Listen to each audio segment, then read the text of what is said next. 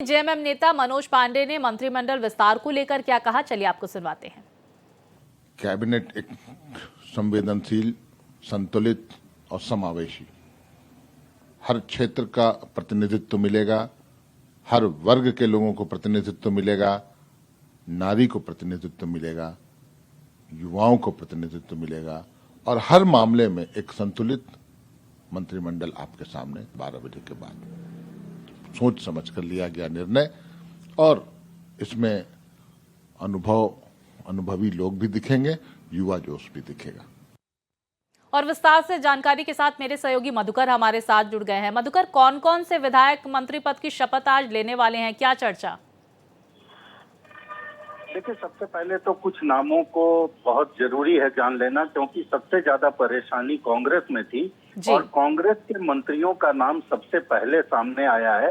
राधा कृष्ण किशोर पलामू प्रमंडल से रहेंगे।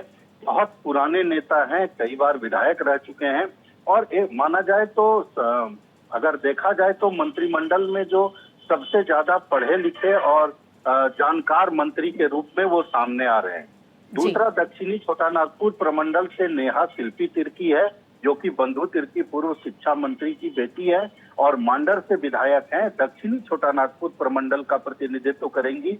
उनको लेने के पीछे कांग्रेस का उद्देश्य है कि नारी का कोटा भी पूरा, महिला कोटा भी पूरा हो जाएगा, क्रिश्चियन कोटा भी पूरा हो जाएगा और ट्राइबल कोटा भी पूरा हो जाएगा, क्योंकि वो ट्राइबल से क्रिश्चियन में कन्वर्ट हो चुकी हैं। तो ये तीन जो निशाने हैं एक तीर से साध लिए गए हैं। तीसरा, संथाल परगना को और एक बार फिर महिला को दीपिका पांडे सिंह जो है, जिन्होंने महगामा से विधायक बनने का काम किया है, उनको मंत्री बनाया जा रहा है और कुल 4 मंत्री बनाए जाएंगे। रामेश्वर उरांव की चर्चा जो आपने की, रामेश्वर उरांव का नाम इस बार नहीं रहेगा। राधा कृष्ण किशोर, नेहा शिल्पी तिर्की, दीपिका पांडे सिंह और संथाल परगना और अल्पसंख्यक कोटे से डॉक्टर इरफान अंसारी, जो पूर्व में भी आलमगीर आलम के जेल जाने के बाद मंत्री बने थे।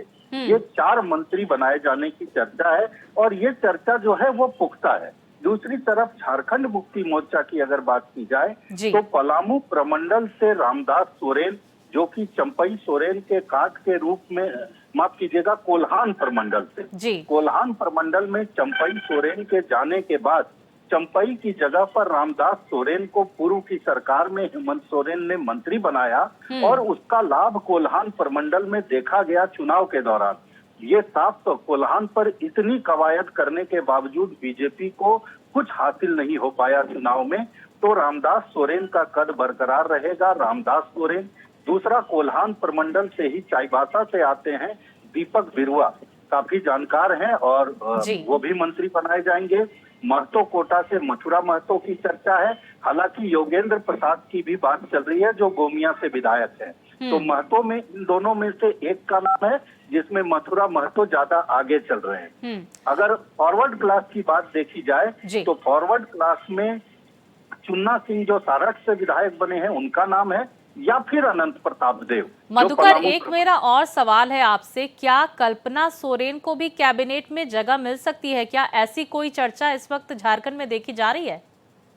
ऐसी कोई चर्चा नहीं है। इस चर्चा को यहीं समाप्त कर देना उचित है, क्योंकि कल्पना सोरेन का कहीं से कोई नाम नहीं है। लेकिन पूरी कैबिनेट के बारे में हम लोगों को जान लेना चाहिए कि क्योंकि झारखंड मुक्ति मोर्चा से कुल 6 मंत्री बनने हैं, तो 4 की चर्चा हम लोगों ने की, 5 की चर्चा हम लोगों ने की और छठे मंत्री के रूप में संथाल परगना से लुइस मरांडी का नाम सामने आ रहा है, जिसको बना देने से हेमंत सोरेन को ये लगता है कि क्रिश्चियन कोटा भी पूरा होगा, ट्राइबल कोटा भी पूरा होगा और संथाल परगना महिला, 4, एक तीर से 4 निशाने साधे जा सकेंगे। तो कुल मिलाकर जो झारखंड मुक्ति मोर्चा के बयानों से, अब पहले आरजेडी की बात कर लें। आरजेडी में सुरेश पासवान का नाम आगे था, लेकिन रात से संजय प्रसाद यादव जो गोड्डा से विधायक बने हैं, जातिगत समीकरण में वो ज्यादा फिट बैठ जा रहे हैं, क्योंकि यादव वोट जो है वो पूरी तरह से आरजेडी को मिला है और इस कारण आरजेडी तेजस्वी यादव ये चाहते हैं कि उस समीकरण को साधा जा सके। तो कैबिनेट का तो ये खाका होगा। कल्पना सोरेन की बात हम लोगों ने कर ली। अब जो मैं कह रहा था कि जो झारखंड मुक्ति मोर्चा के नेताओं का बयान है कि समावेशी, चूंकि देखिए हेमंत सोरेन को इस बार जिस तरह का बहुमत मिला है, हाँ। जिस तरह से राज्य के चारों कोनों से अगर कहा जाए सभी प्रमंडलों से सीटें मिली है, जी मधुकर, हेमंत सोरेन के लिए ये एक बड़ी चुनौती है कि बिल्कुल आपने महत्वपूर्ण बात कही मधुकर, क्योंकि संतुलित कैबिनेट बनाना एक महत्वपूर्ण चुनौती भी है हेमंत सोरेन के लिए, और यही वजह है कि जो नाम आपने लिए उन्हें कैबिनेट में शामिल किया जा सकता है। बहुत शुक्रिया जानकारियां हम तक पहुंचाने के लिए मधुकर।